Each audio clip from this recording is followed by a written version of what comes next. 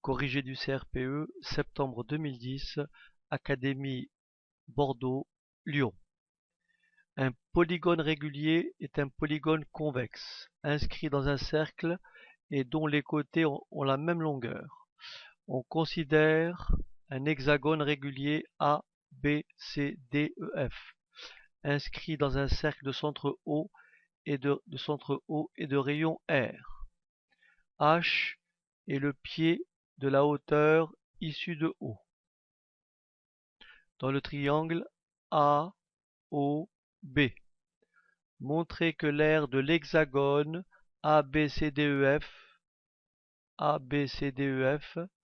est égal à 3 racines de 3 sur 2 R au carré. Alors, on va procéder ainsi. Première étape, on va d'abord tracer. Donc, ce qu'il faut savoir, c'est que un hexagone est composé donc de 6 triangles. Le premier, le deuxième, le troisième, le quatrième et le cinquième. Et donc là, vous avez bien 1, 2, 3, 4, 5, 6 triangles de même aire. Première étape, on sait que l'angle total ici est égal à combien? 360 degrés.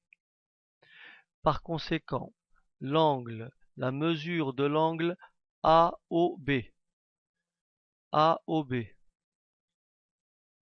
une mesure égale à 360 divisé par 6. 360 degrés divisé par 6, soit 60 degrés. Donc nous avons donc ici un angle de 60 degrés. Très bien.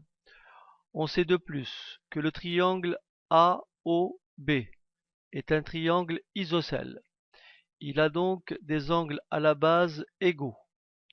Mais comme c'est un triangle isocèle et que l'angle AOB a une mesure de 60 degrés, alors bien entendu, l'angle OAB et l'angle OBA ont aussi une mesure de 160 degrés, puisque par complémentarité, je veux dire que là j'ai 60 degrés, donc OAB plus OBA est égal forcément à 120 degrés. Mais comme le triangle AOB est isocèle, alors ces angles à la base étant égaux, ce qui veut dire que l'angle AOB est égal à l'angle OBA, égal aussi à 60 degrés. Ce qui veut dire que le triangle OAB, ou plutôt le triangle AOB, est un triangle tout simplement équilatéral. Le triangle AOB est un triangle équilatéral. Autrement dit, OA égale OB égale au rayon du cercle égale AB. Égale AB, donc au rayon du cercle.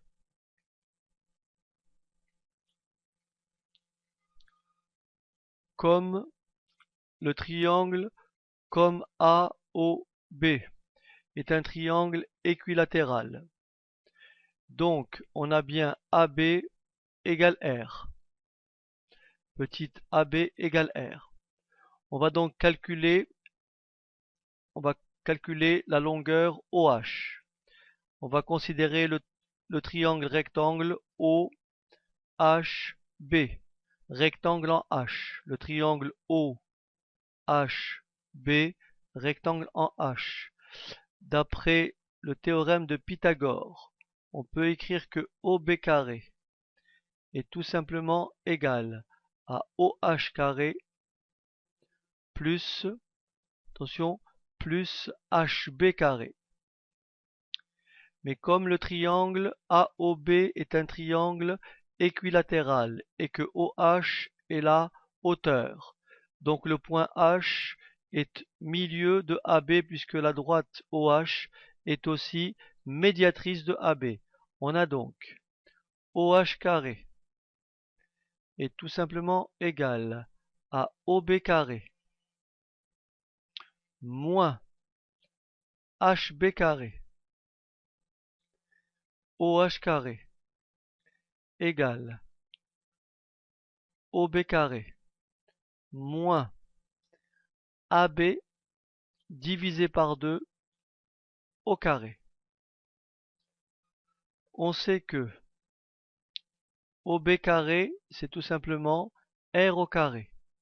On sait que AB est aussi égal à R, ce qui me donne R sur 2 au carré, ce qui me fait OH carré est tout simplement égal à R carré moins R carré sur 4. En réduisant au même dénominateur, on obtient OH carré égale 3R carré sur 4, ce qui me donne OH est tout simplement égal à R racine de 3 sur 2. Donc on vient de montrer que OH égale R racine carrée de 3 sur 2. Au passage, j'aurais pu trouver OH plus rapidement. On vient de montrer que cet angle-là a une mesure de 60 degrés. Mesure de 60 degrés. Je sais que le sinus d'un angle, donc ici le sinus de l'angle OBA, ou plutôt de l'angle ABO, est tout simplement égal au côté opposé à l'angle, c'est-à-dire OH, divisé par l'hypoténuse, c'est-à-dire OB. Je sais que l'angle ABO, ou plutôt HBO, est égal à 60 degrés. J'ai donc OH sur OB qui est égal à R, égal à sinus de 60. Et donc OH égale à R sinus de 60. Bien entendu, il faut savoir que le sinus de 60 est égal à racine carrée de 3 sur 2. C'était une autre façon de calculer OH. Alors, qu'est-ce que j'ai maintenant? J'ai tout ce qu'il faut pour calculer l'aire du triangle OHB. L'aire du triangle OHB. J'ai OB égale R. OH égale à R racine carrée de 3 sur 2. Je vais donc calculer l'aire du triangle. Je vais calculer l'aire du triangle AOB. Je vais calculer l'aire du triangle AOB. L'aire du triangle AOB, donc R AOB. R de AOB. C'est la base, donc AB, que multiplie la hauteur, c'est-à-dire OH. Le tout divisé par 2. Ça, c'est l'aire du triangle AOB. Donc l'aire du triangle AOB. L'aire du triangle AOB. Donc je reprends ici. L'aire du triangle AOB est égale à AB, c'est-à-dire R, que multiplie OH. OH, c'est R racine carrée de 3 sur 2. Le tout divisé par 2. Ce qui me donne tout simplement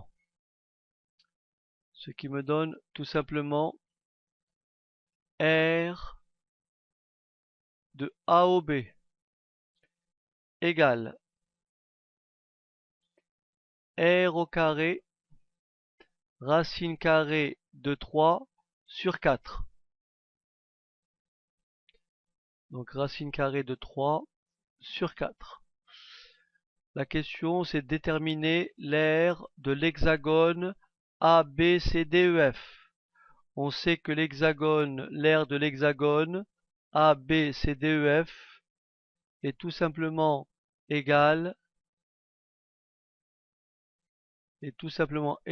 à 6 fois l'aire du triangle AOB.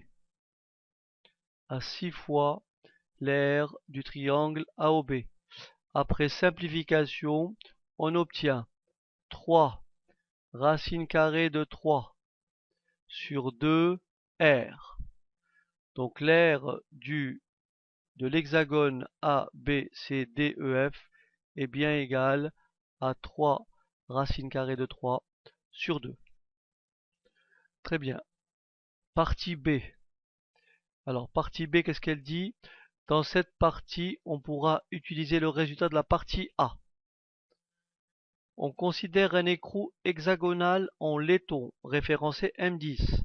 Cette référence signifie que le diamètre de la base du cylindre central est de 10 mm. La hauteur de l'écrou est égale à 8 mm et la distance entre deux sommets diamétralement opposés de l'hexagone est égale à 18,9 mm. Voir donc le schéma ci-dessous.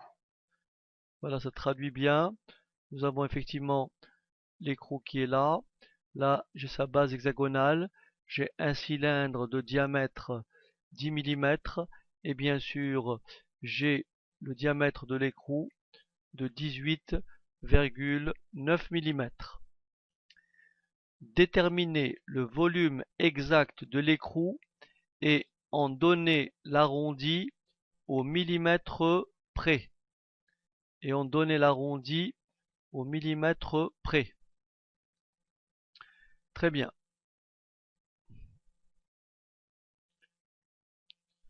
Donc question, déterminer le volume exact de l'écrou et en donner l'arrondi au millimètre cube. Arrondi au millimètre cube. Alors, ici nous avons le diamètre de l'écrou 18,9 mm. Nous avons donc R, rappelez-vous, on a trouvé précédemment que donc R ici est tout simplement égal à 18,9 divisé par 2. 18,9 mm, donc divisé par 2, donc ça fait du 9,45 mm. Très bien. Donc le volume de l'écrou est égal à l'aire de base. Le volume de l'écrou est égal à l'aire de base, n'est-ce pas? Aire de base multiplié par la hauteur. Multiplié par la hauteur. On sait que la hauteur ici est égale à 8 mm. La hauteur est égale à 8 mm. L'aire de base, on l'a calculé précédemment et elle est égale tout simplement à 3 racine carrée de 3 sur 2 R au carré. Donc le volume de l'écrou est tout simplement égal à l'aire de base 3 racine carrée de 3 R au carré sur 2 multiplié par H. On sait que R est tout simplement égal à 9,45 mm. Donc le volume de l'écrou, c'est 3 racine carrée de 3 sur 2 que multiplie 9,45 au carré que multiplie 8. Et bien sûr, on obtient un volume égal à 1856 mm. 1856 mm, bien sûr, le résultat étant arrondi au millimètre cube. Petit 2. Petit 2. Sachant que la masse volumique du laiton est de 8400 kg par mètre cube, calculez la masse de l'écrou arrondie au gramme. Première étape, on va calculer le volume réel du laiton. Volume du laiton. C'est-à-dire, on va prendre le volume entier de l'écrou, d'accord, auquel on a ôté le volume du cylindre. On va donc faire volume de l'écrou moins volume, donc volume écrou moins volume cylindre. Alors le volume écrou, on l'a calculé plus haut, c'est 1856. Alors le volume du cylindre, c'est R de base, pi R carré. Ici, le cylindre a un rayon égal à 10 divisé par 2, soit 5 mm. Donc le volume du cylindre est tout simplement égal à pi R au carré multiplié par H. Bien sûr, la hauteur est de 8 mm, ce qui me donne tout simplement. Alors bien sûr, ici, j'aurais pu reprendre le résultat trouvé ici.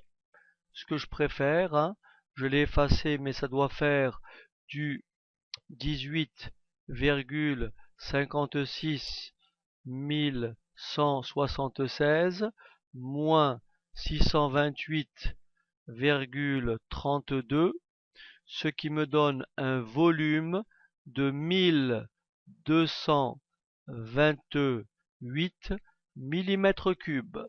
Ça, c'est le volume du laiton qui me servira de base pour calculer la masse de l'écrou. Donc le volume du laiton est de 1228 mm3.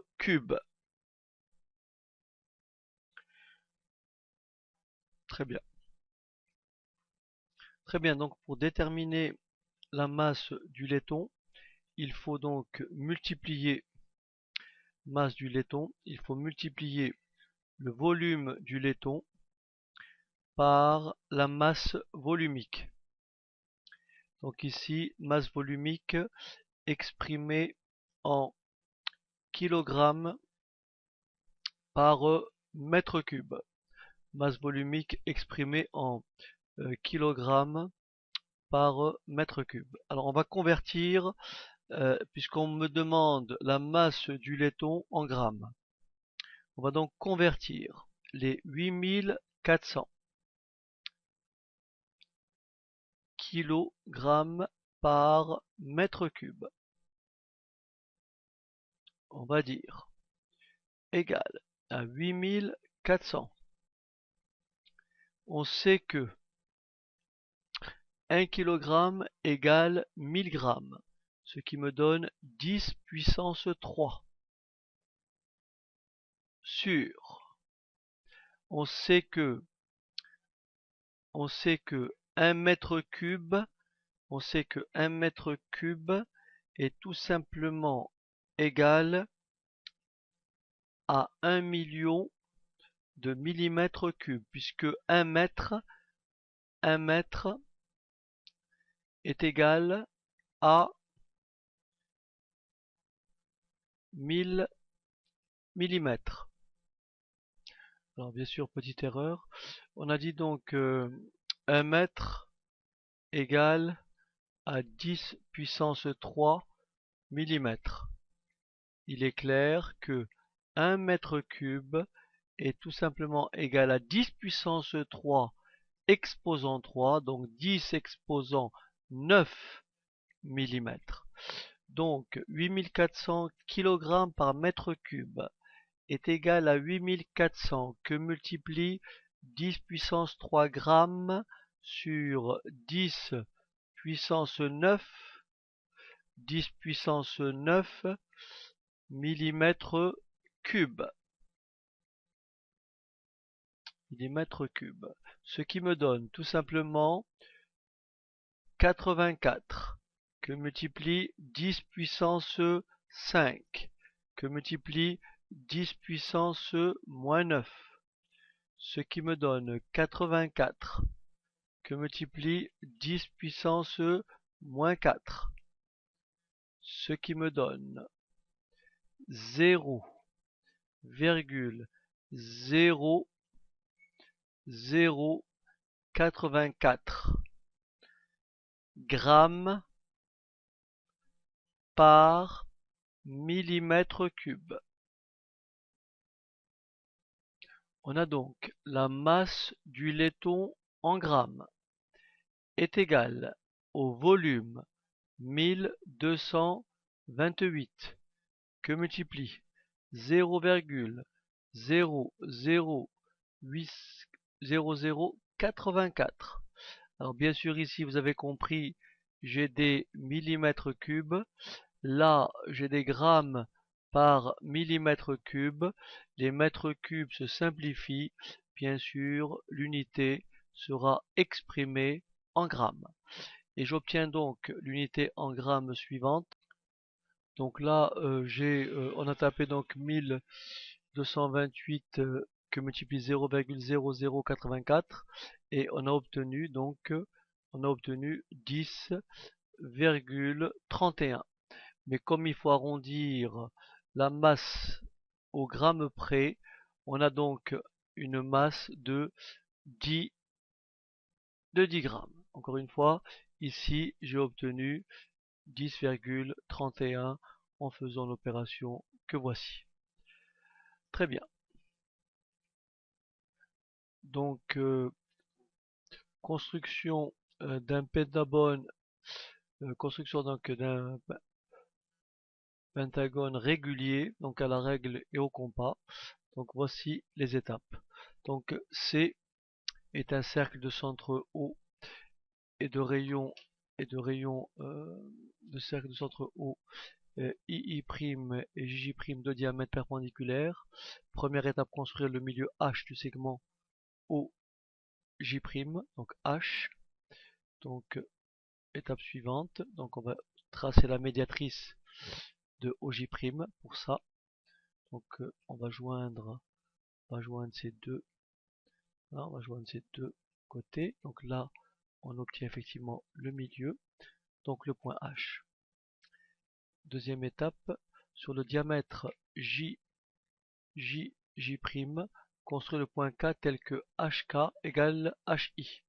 Donc HK égale HI. Donc je vais tracer un cercle de centre H et de rayon HI.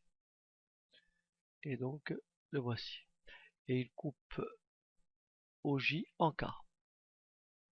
Ensuite, la longueur IK est tout simplement le côté d'un pentagone régulier inscrit dans le cercle C. Troisième étape, reporter 5 fois sur le cercle C la longueur IK. Donc première étape, donc on va porter deuxième côté, troisième, quatrième et enfin bien sûr cinquième et vous avez ainsi votre pentagone. Très bien, donc ici nous avons très rapidement, sommairement un pentagone. Donc ici on va prendre, alors on va dire R, O, alors R, S, T, U, V. On va considérer H le pied de la hauteur issu, H le pied de la hauteur issu de O, donc relative à SR.